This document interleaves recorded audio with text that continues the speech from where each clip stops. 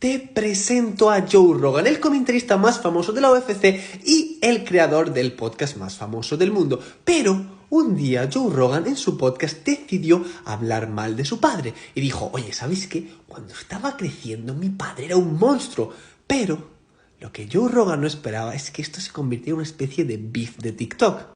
Ya que el padre de Joe Rogan le contestó en un TikTok y le dijo, Joe, eres un mentiroso.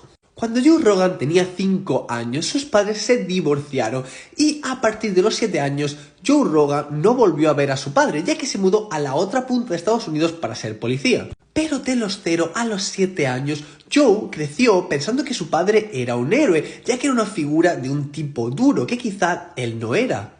Pero cuando llegó a la adolescencia se dio cuenta de que eso no era así, ya que los únicos recuerdos que tenía de él eran situaciones de violencia doméstica.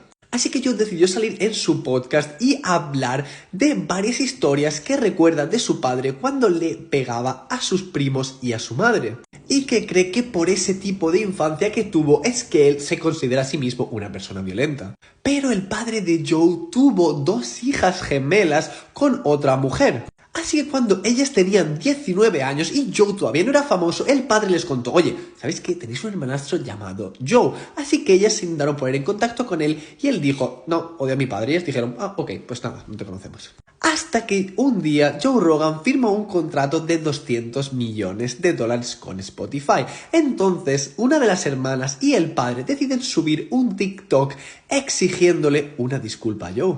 Básicamente en el vídeo tanto la hermana como el padre le dicen a Joe que él tiene mucho que callar y que pueden contar muchas cosas malas sobre él, así que quieren una disculpa y una charla privada con él. Obviamente todo el mundo se volvió contra el padre y contra la hermana de Joe, ya que en el vídeo el padre decía, Joe, ¿cómo has podido hacer esto? La familia es lo primero, y la gente se quedaba, pero ¿tú no abandonaste a tu hijo con 7 años? Después de este vídeo, el padre y la hermana fueron a un podcast y el padre empezó a decir que Joe desde niño era bastante blando, que era muy débil con la gente e incluso dijo que a Joe le gustaban los hombres.